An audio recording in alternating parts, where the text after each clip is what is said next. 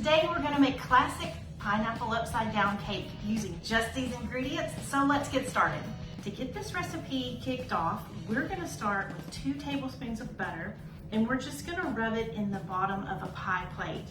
Now I know it's strange to think about using a pie plate to bake a cake, but when I was doing research for this recipe and I wanted the best cake recipe that I could find, one of the things that I learned was that using a glass pie plate to bake this cake is a really good hack, and we'll talk about why when we get closer to the end.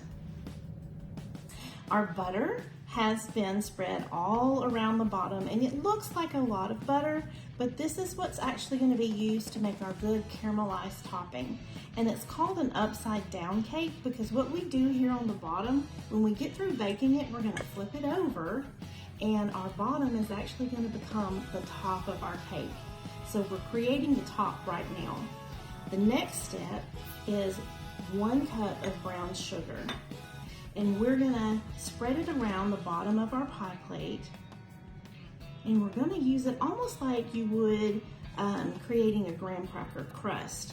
So we're gonna spread it around and then we're gonna mash it.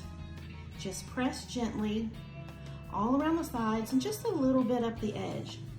And this brown sugar, along with that butter, is gonna make that really caramelized, good topping. Now that we've got our brown sugar evenly patted out on the bottom of the pie plate, we're gonna take 2 more tablespoons of butter, and we're just gonna distribute them around the top of the brown sugar in little pads. And now we're ready for the pineapples. Now, we have already taken our pineapple rings, and these are just canned pineapple rings, and we've patted them dry, and we've cut the rings in half. And we're gonna start in the center, and we're just gonna create a spiral with these rings, and we're gonna spiral all the way out into the edge of the crust and even up a little to the sides.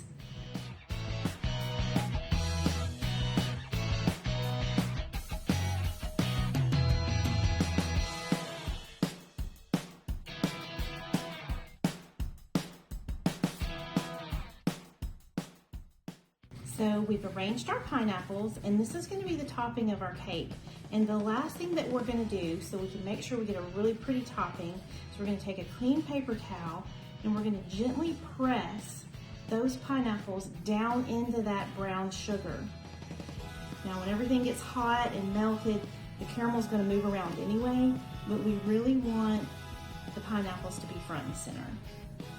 Now the topping of our cake is the part that takes the longest time. And that's all done, so we can set it aside and we're ready to mix the cake batter itself. And we're gonna start with a stick of butter and our sugar. It's just white granulated sugar, and we're gonna cream the 2 together. After creaming the butter and sugar, we're gonna add 2 large eggs and a teaspoon of vanilla. Now that those are mixed together, we're going to take this bowl and we're going to mix together our dry ingredients. And we've got 2 cups of flour and a little baking soda, baking powder, and salt. You could sift these if you want to, but mixing them together in a bowl with a fork is good enough. So we'll mix that up, and then we're going to add these dry ingredients just a little at a time to the wet ingredients we already have in the mixing bowl. When those ingredients get fully incorporated, we'll just add a little more. And we're going to do this until all of the dry and the wet ingredients are mixed together. And the reason this is so important is because this is going to give you a really light and soft cake. All right, you're hearing that mixer bog down because this batter is really thick at this point. It almost looks like a chocolate chip cookie dough. Now this last portion of the recipe is what really makes a difference. This was our secret ingredients. And I'm going to use this same bowl that I used for my dry ingredients. I'm going to put a little milk I'm gonna put 8 ounces of crushed pineapple, juice and all, right in there. Just about 1/4 cup of sour cream. We're gonna mix this together. We're gonna add it to our mixer. And we're gonna mix it just a little bit, just enough to kind of incorporate the ingredients. We don't wanna overmix, that can make a tough cake. And you've gotta be careful with that with the pineapple upside down cake because the topping is so heavy, it's gonna press down your cake anyway. So you don't wanna do anything that's gonna make it extra dense or tough. All right, so not overmixing here, just letting that kind of come together so I don't have to do a lot of hard work. And then I'm gonna fold it to make sure it's incorporated really nicely together before we pour it over our topping. And if you look at it, it kind of almost looks like a banana bread batter. That's exactly what you want it to look like. And then we're gonna simply just pour it or spoon it on top of those pineapples. And when this bakes up, all of that butter and that brown sugar is gonna caramelize on those pineapples, and it's gonna kind of seep through the cake, and it's gonna make the most delicious cake and topping. Pineapple upside down cake may not be the prettiest cake, but it really is one of the tastiest ones. So we just wanna kind of use our spatula, move that batter out to the edges of the pie plate, and you'll be ready to put it in a 350 oven. We'll start with about 30 to 45 minutes. Our cake is baked up nice and golden brown. It bounces back when I press it lightly instead of deflating. There's no jiggle in the middle, so that's how we know the cake is done.